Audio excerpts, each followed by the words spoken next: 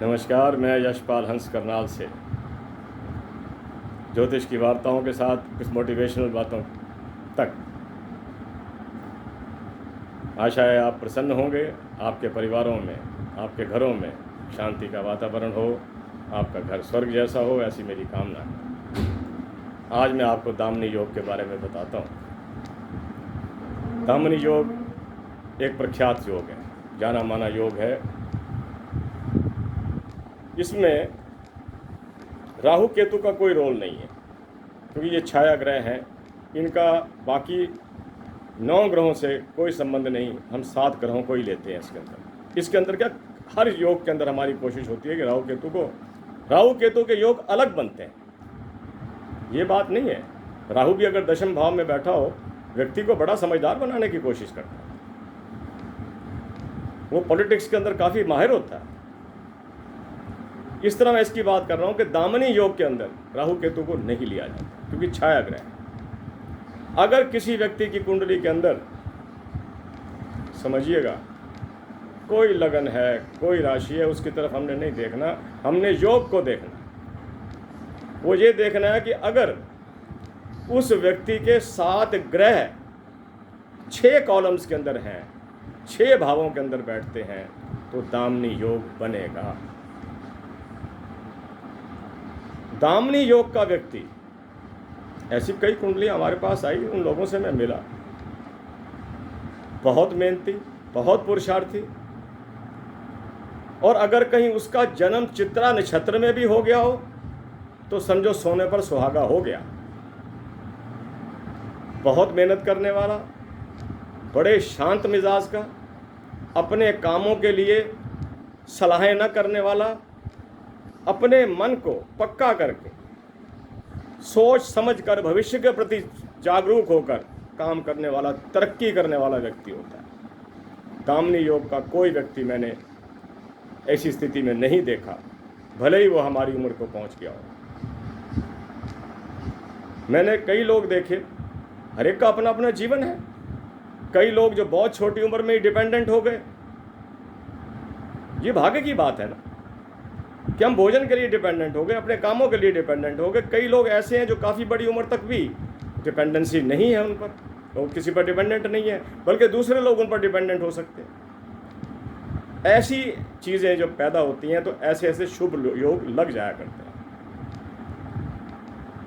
मैं अक्सर आपको बताता रहा हूँ कि कुंडली समावेश है अच्छे योगों का और कुछ ऐसे योगों का जो परेशान कर रहे होते हैं। कई बार ऐसी कुंडली देखने का मौका मिलता है जिसमें स्पष्ट पता लग रहा होता है कि ये व्यक्ति के 12वें घर में शुक्र चला गया, पैसा तो ये कमाएगा। 9वें भाव में मंगल बैठा है बृहस्पति के भाव के अंदर, और बृहस्पति 9वें का मालिक होकर एकादश में चला गया, बहुत अच्छा योग बना गया। लेकिन लग्नेश अष्टम में आया हुआ है। लग्नेश का अष्टम में आना मैं शुभ नहीं समझता, और ख़ास तौर पे लग्नेश के साथ राहु का बैठ जाना। और अगर लग्नेश भी चंद्रमा जैसा कोई ग्रह हो, बुध जैसा कोई ग्रह हो, राहु के साथ अष्टम में बैठ जाए, कुंडली के बहुत सारे गुणों को वो काटने की कोशिश करता है। आज मैं आपको एक और योग के बारे में बताता हूँ। एक तो केदार नाम का योग याद रखना। ये तब होता है जब कुंडली के अंदर 4 भावों के अंदर सारे ग्रह आ जाएं, 7 ग्रह आ जाएं। ऐसा व्यक्ति कृषि के क्षेत्र के अंदर एक्सपर्ट हो, उसे खेती के वो स्वरूप भी पता होंगे जो आजकल वैज्ञानिक रूप पर आगे की ओर आ रहे हैं, कि कौन सी चीज़ लगानी है, किस भाव पड़ेगी, किस भाव बिकेगी, ये सोच रख कर चलना। ये व्यक्ति जो पाश योग में हो, पाश योग का व्यक्ति इन बातों को सोचता है और जो खेती करेगा। एक शूल योग है। शूल योग में क्या कहा उन्होंने? शूल योग में ये कहा कि जिसके सारे के सारे 7 ग्रह 3 भाव में बैठे हुए, 3 घरों में बैठे हुए हैं। शूल अब कांटे को ही कहते हैं। ऐसे व्यक्ति के बारे में महाराज पराशर कहते हैं कि ये सदा क्रोध में है।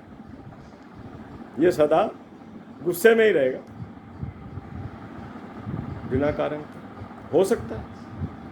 और अगर कहीं कुंडली के अंदर साथ में मंगल और सूर्य की युति बन जाए तो क्रोध की मात्रा बहुत बढ़ सकती है। आज की बात को मैं 3 योगों के साथ ही समाप्त करता हूँ। लगभग 6 मिनट होने को आ गए, वीडियो को लंबा नहीं करते। राहु का मैंने आपको एक छोटा सा क्लिप डाला है, उसमें देख लेना। अगर राहु कुंडली के अंदर महादशा में आ जाए, क्या आपको राहु की दशा लग गई, संभल जाना पड़ता है। जिस प्रकार किसी अच्छे ग्रह की दशा लगने पर हम उल्लास से भर जाते हैं कि शुक्र की दशा आ गई, ना तो शुक्र वक्री है ना अस्त है, ये 20 साल मजे में कटेंगे, और ऐसा होता है। राहु चूंकि हमेशा वक्री रहता है। आपको मैं 2-3 बातें बता देता हूँ, उन्हीं को याद रख लेना, हो सके तो कर देना। पहली बात तो माँ सरस्वती का स्वरूप घर में जरूर रखिए। पूर्वज हमारे ऋषि लोग कुछ कर गए हैं ना, उसके पीछे कोई अर्थ था, कोई वैज्ञानिक और गणित का अर्थ। दूसरा, गोमेद की अंगूठी पहन लेना चांदी के अंदर, 9.25 रत्ती बीच वाली उंगली के अंदर। तीसरा, कोशिश करो कि जो लोग मंदिरों के बाहर खड़े होते हैं, कुछ ले रहे होते हैं, खाने का ले रहे होते हैं या धन ले रहे होते हैं, थोड़ा सा अपनी जेब के अनुसार दे दिया करो, राहु आपको परेशान नहीं करेगा। इसी के साथ मैं यशपाल हंस आज आपसे आज्ञा लेता हूँ और ईश्वर से प्रार्थना करता हूँ कि आप सदा सुखी रहें। माँ सरस्वती की कृपा और परमपिता परमेश्वर की कृपा आप पर बनी रहे। ये कृपाएं उस पर बनती हैं जो जीवन में हर काम को करने से पहले सोचते हैं, अपनी विचारधारा को आगे रखते हैं। हमारे पूर्वज कहा करते थे, सुनो सबकी, करो मन की, अपनी करो, सोचो, क्योंकि आप भुक्तभोगी हैं। सारा कुछ आपने भोगना है। अगर आपसे कोई गलती हो गई, कोई गलत सलाह आपने मान ली, तो भोगना तो आपको, और तो कोई भोगने से ना। तो मन से सोचो, मन से सोचो। और मैं ये समझता हूँ कि अपने निर्णय आदमी ले ही खुद सकता है। आपको पता है, विस्तार आपको पता है कि मेरी हैसियत क्या है, मैं कितना खर्च कर सकता हूँ, कितना मेरी देनदारी है, आदि आदि सारा गणित आप जानते हैं, दूसरे नहीं जानते। लेकिन ठीक है, अपने क्षेत्र में वो भी परफेक्ट होंगे। तो मैंने आपको राहु का बताया कि राहु के छोटे छोटे दान करते रहा करो, 3 योगों के बारे में बताया।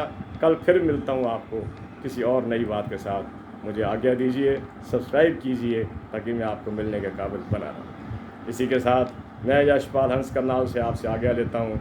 आप प्रसन्न रहें, खुश रहें, धन और ऐश्वर्य के स्वामी बने, आपकी संतानें आपकी आज्ञा में रहें। जय जगत, जय भारत, नमस्कार।